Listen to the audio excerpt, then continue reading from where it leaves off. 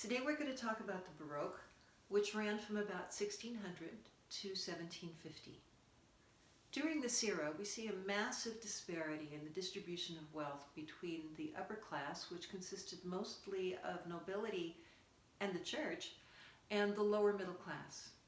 While that was less than desirable for those in the lower middle class who weren't part of the privileged few, it did leave a tremendous legacy of art and architecture for centuries to come, as the nobility and the church were the principal patrons of art and architecture.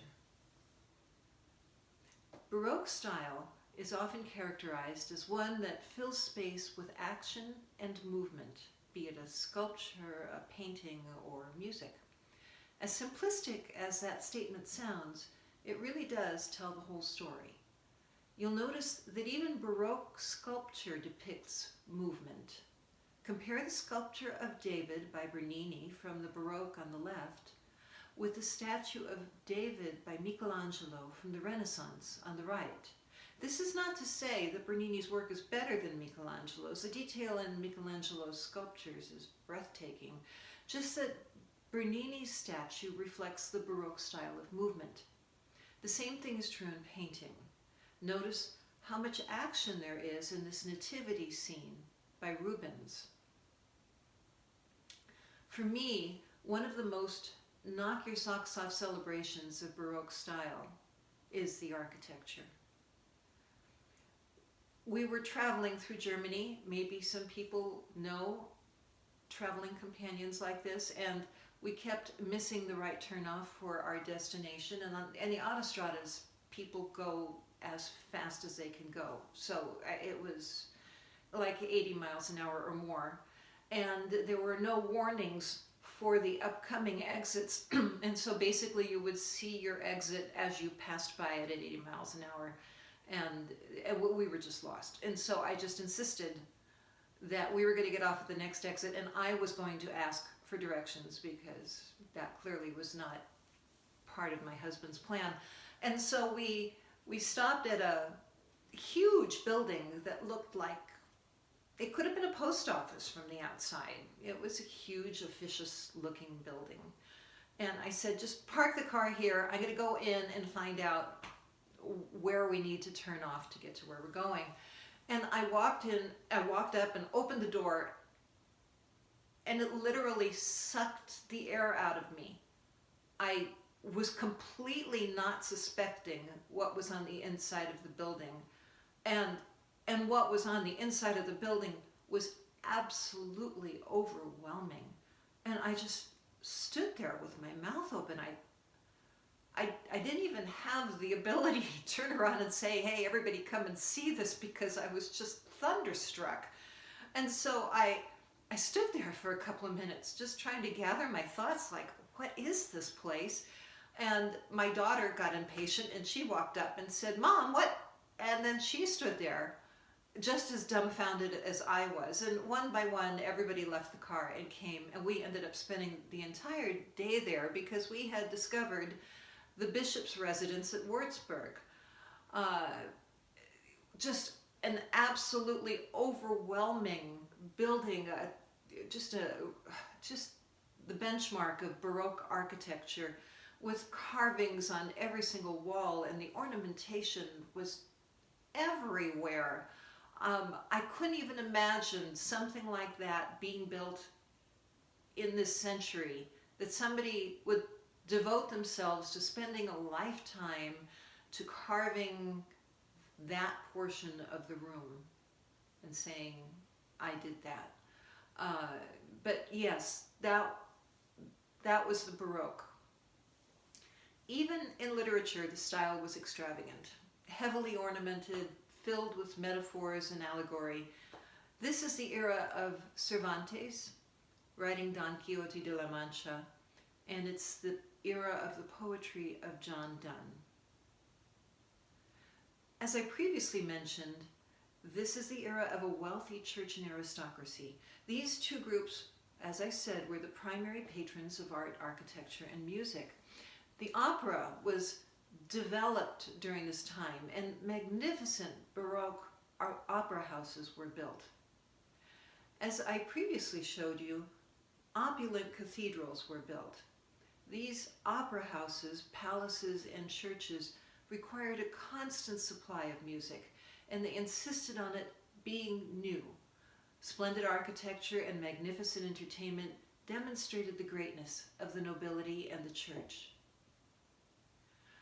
Music was the main source of entertainment. A court might employ an orchestra, a choir, and opera singers. Some courts may have had as many as 80 musicians in their orchestra. The music directors supervised the performances and composed music, including operas, church music, dinner music, and concert pieces. He was also responsible for the upkeep of the instruments and the discipline of the music staff. His pay was high, but he was still a servant who had to cater to his master. Cities also hired musicians for civil affairs, and the church needed extraordinary musicians and composers for their opulent compositions. Musicians often learned their trade from their parents. Bach and Vivaldi were both sons of musicians. In fact, in their municipality, so many generations of Bachs were musicians that the very name became another word for musician. The very name Bach was another word for musician. Others apprenticed themselves to town musicians. In Italy, orphanages were music schools. The name conservatory actually comes from the Italian for orphan's home. Some orphans became the most sought-after opera singers in Europe. What are the characteristics of Baroque music? The mood remains consistent throughout the composition. In other eras, we find that composers will find ways to put more than one feeling within one movement of a composition. Not in the Baroque. Within that movement, the mood stays the same. The rhythm and the tempo are continuous. Rarely are there breaks, and it gives the music drive and energy. The dynamics were terraced, and there's a reason for that. And by terraced, I mean it went from soft to loud. Bingo. Nothing gradual. And the reason for that is because, as I will explain later when discussing the keyboard instruments of the Baroque, the harpsichord was unable to make crescendos and diminuendos. It was not touch sensitive. And so, since that was used for many of the compositions, it made it impossible to put crescendos and diminuendos until later. They were trying some crazy inventions to make that happen. Also, you will learn when we study the ritornello form that often small groups or a soloist were pitted against a full orchestra, which would make the volume go immediately louder or immediately softer. The texture was homophonic in the early Baroque. We'll discuss the basso continuo, which would explain that, and polyphonic in the late Baroque. Harmony and modes. This is the era where they developed the nearly exclusive use of major and minor modes that continued for centuries afterwards. The basso continuo's use of chords led to a development of chord progressions that created a stronger sense of the tonic and a stronger feel of tension and resolution.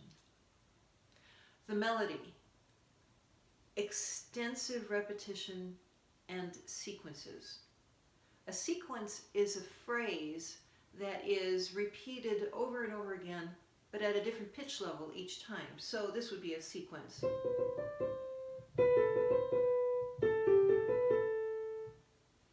And you'll hear a lot of that in this era. The melody is heavily ornamented and hence very difficult to sing.